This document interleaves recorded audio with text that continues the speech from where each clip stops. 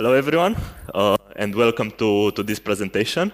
Now we are going to speak about bypassing antiviruses using badUSB. This presentation will be mostly technical, and we will tackle the Windows Defender.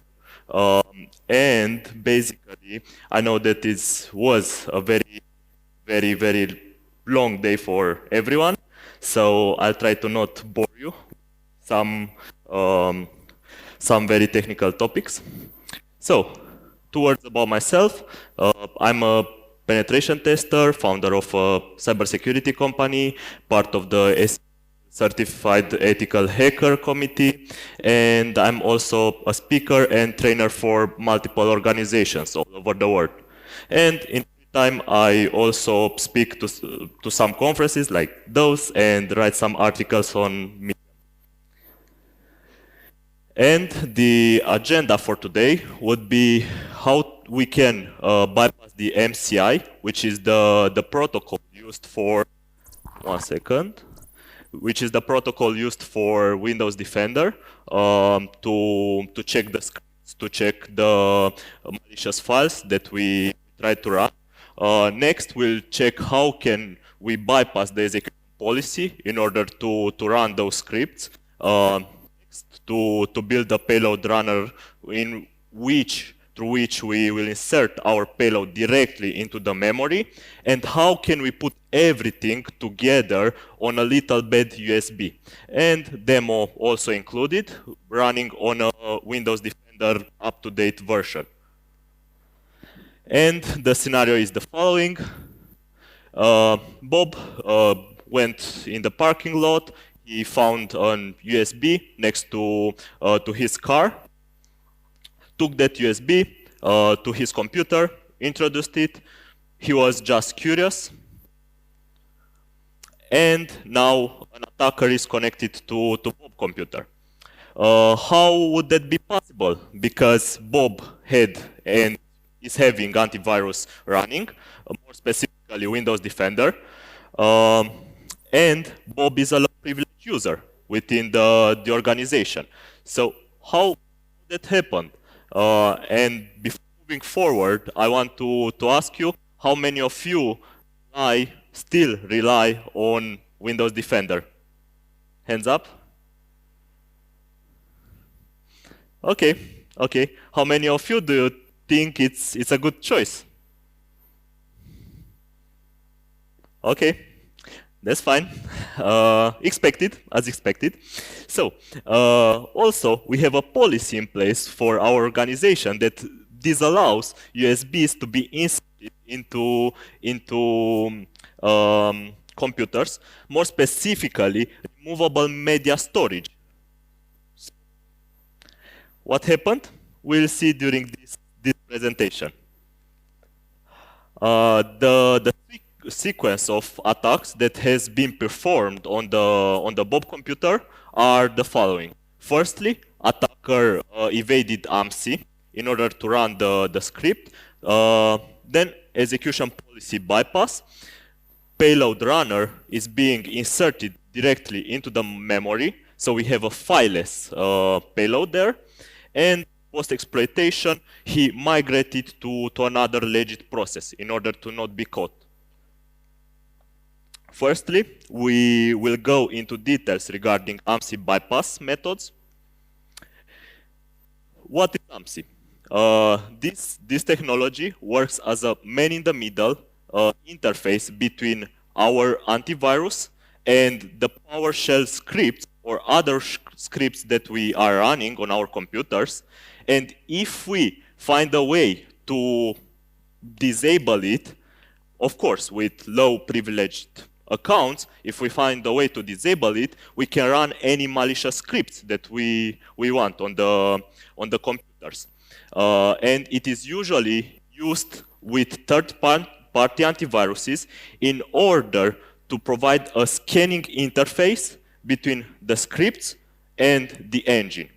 And technically speaking, it uses the AMSI scan buffer function from the library AMSI.dll So if we find a way to manipulate the returning results of this function, we may find a way to totally disable or to tamper with it in order to return a result that every time it scans for a file, it will return that file is legit, that file is valid, and is not flagged as malicious.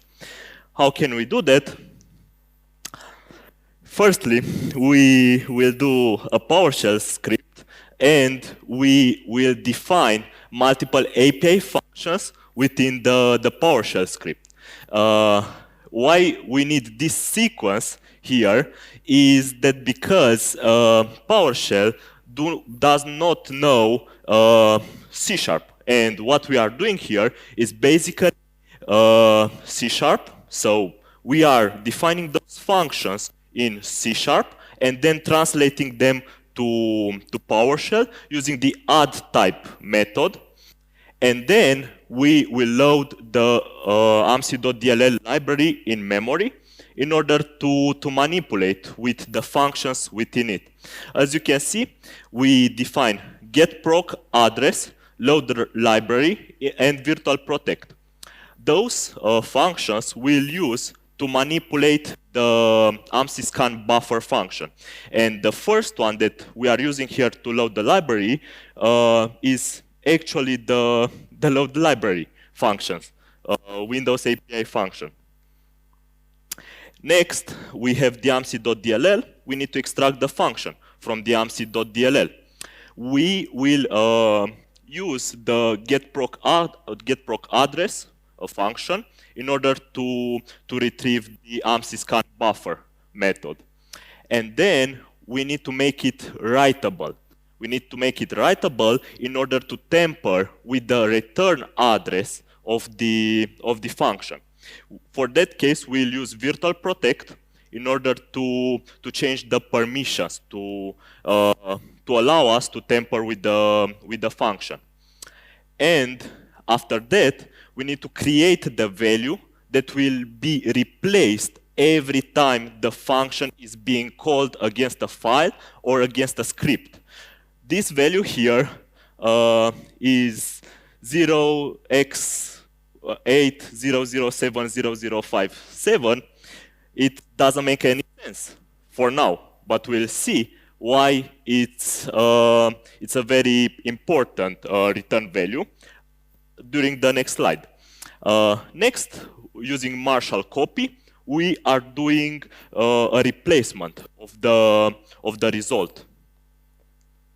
And why this value should be replaced for the amc-scan buffer result. Let's take a look over the official documentation for amc-scan buffer function, and we can see that it takes an amc result as the output. If this output succeeds, if the function itself succeeds scanning the file, it will return s_OK. If the function does not succeed, it will return an age result, error code. Why is this a problem in Windows? The problem is that by default, if we think securely, if the amc-scan buffer function would crash, would return an error, the file should not be permitted to run. But by default in Windows, the file is being run when the amc-scan buffer function returns an error code. So we'll make the function to return an error code. Our error code is this one, 800700057. We'll see also the documentation for this code. So that's also a flow within Windows by itself. And the value of the error code, it says that one or more arguments are invalid. We can take any error code that we want, but this one is pretty effective. So there is the age result documentation on Microsoft official page. We can take any value. This one seemed to work without any additional manual interventions. So if we make the function, return this error code, we may have the file running. We may have bypassed the antivirus. And this is our final AMS bypass payload. Let me ask you something. What do you think it is missing here?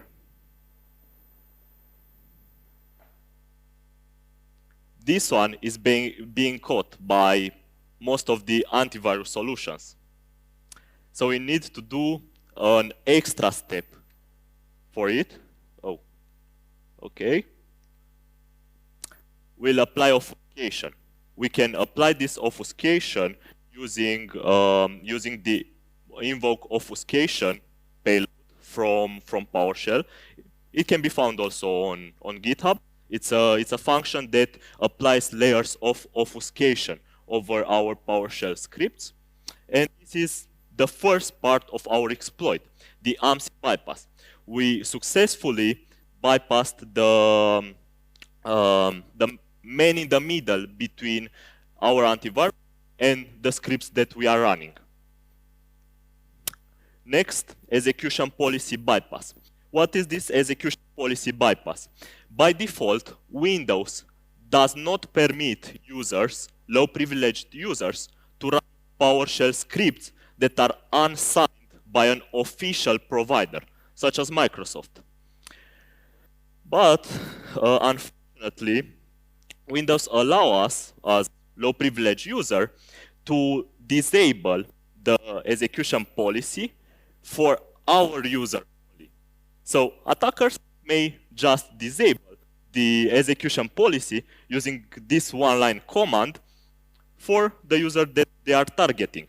We cannot disable it for the machine itself, but we can disable it for the user that we are running the script within the context of, which in our case is Bob. So the attacker disabled the execution policy for Bob. And the third step within our payload development would be the runner. What is this runner? The runner allows us to insert the shellcode, the payload, directly into the memory without having any additional files. Firstly, we will define a lookup func in order to search for assembly references later within our payload. We don't have enough time, but this function, as a summary, these functions check the system, check the system for any assembly references that we'll take later into our payload and use them. Get delegate type, this function should be defined within PowerShell because PowerShell does not know some argument types that are used commonly in C#. For example, pointer. PowerShell does not know about the C# pointer, so we need a function that defines all those types. Then we have the actual payload runner, which injects our final shellcode into the memory. We take an writable memory, we allocate it within the machine using virtualalloc that we just defined previously. Then we generate the payload, for example, using MSV Venom, a simple meterpreter payload that is caught by any antivirus solutions today. Like, it's very, very basic. And then inject that using Marshall copy into our previously allocated memory space, and we can invoke it later. And here we are using the getDelegate type to provide arguments for the invoke function, argument types that are not known PowerShell, but they are defined in C#, like pointers and integers. So we take that and we provide them as arguments for our invoke function. And now we should put everything on a small device. And let me bring the small device real quick.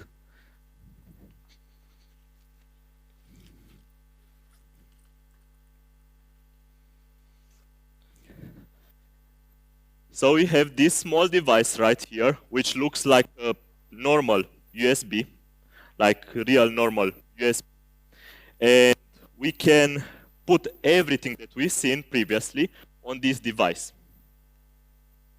So, firstly, you remember that the payload was successfully run, but the organization had policies to restrict removable media storage. So why did it run? Actually, this is not a removable media storage. It's a simulation of a mouse and a keyboard. Here we have an Arduino board within the USB that takes the keyboard.hash and mouse.hash functions to those libraries, and takes the functions from those to simulate of inserting some keystrokes or to move the mouse of the compromised user. How can we develop such scripts? Actually, we have two options. We can use the DigiSpark scripts, which are Arduino scripts, and they are scripted in C++, or we can use Ducky scripts.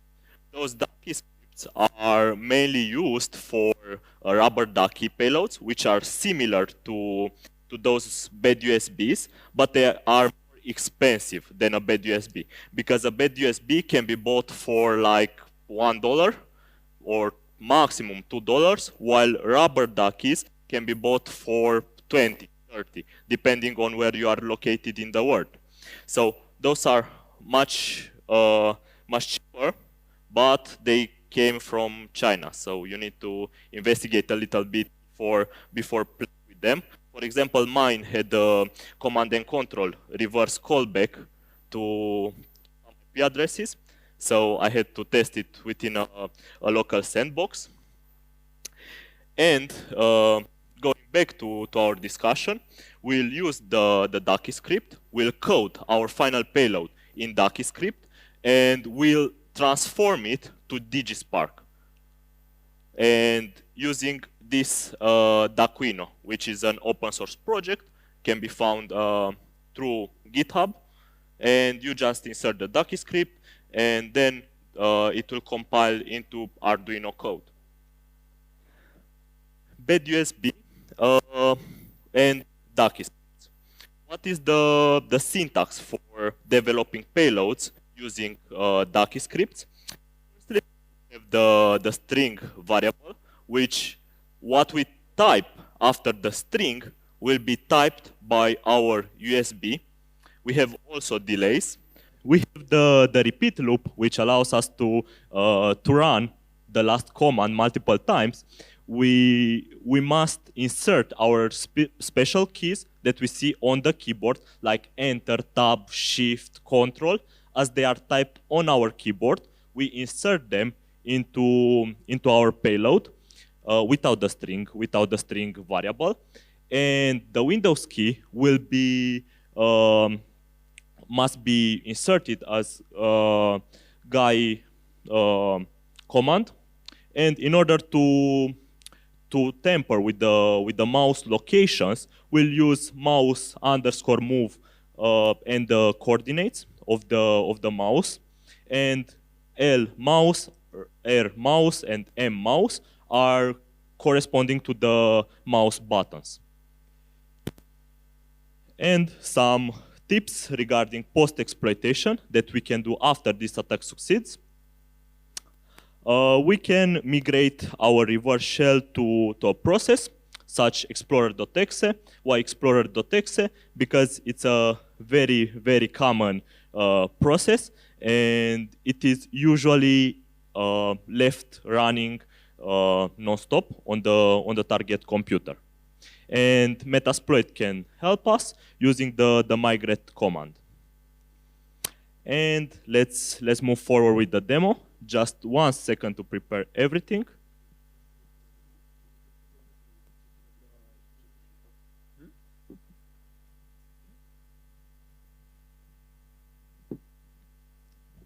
Okay, so to explain you a bit, we have here a command and control endpoint that we'll use for as our listener, and we have the compromised machine, which is a local Windows 10 machine with real-time protection on from Windows Defender.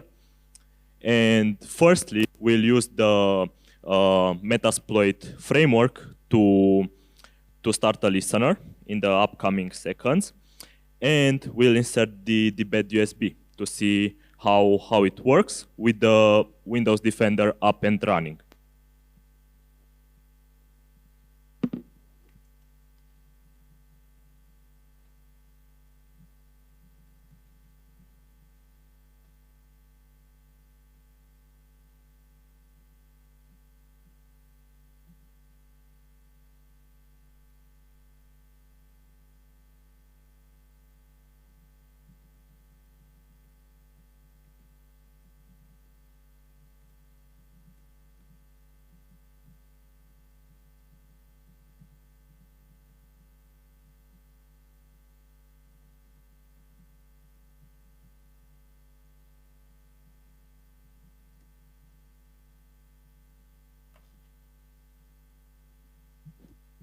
And now we are inserting the badUSB.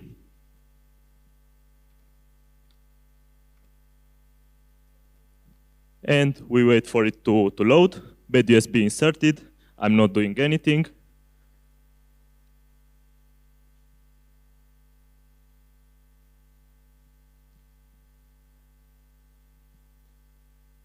This is a proof of concept. That's it is slow, just to show you the payload.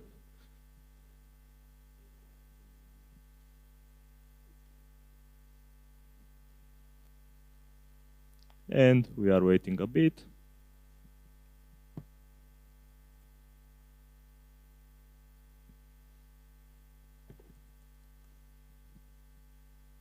And there we got a shell, a Meterpreter reverse shell, Windows Defender fully running.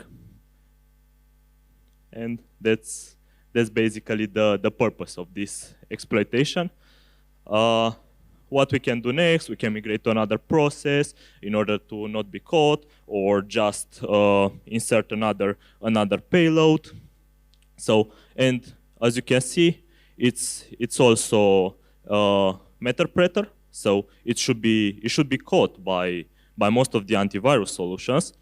But the payload was successfully running. We disabled the AMSI, and here we are. And you can drop those badUSBs, like in the parking lots or at a mall, at a very crowded station, and things of the nature. And you know what's the dangerous part about it? That I have researched, and it's working. It is working with Office macros also. And like when I say working, it's actually working with most of the antivirus solutions. And 1 second to switch to the presentation.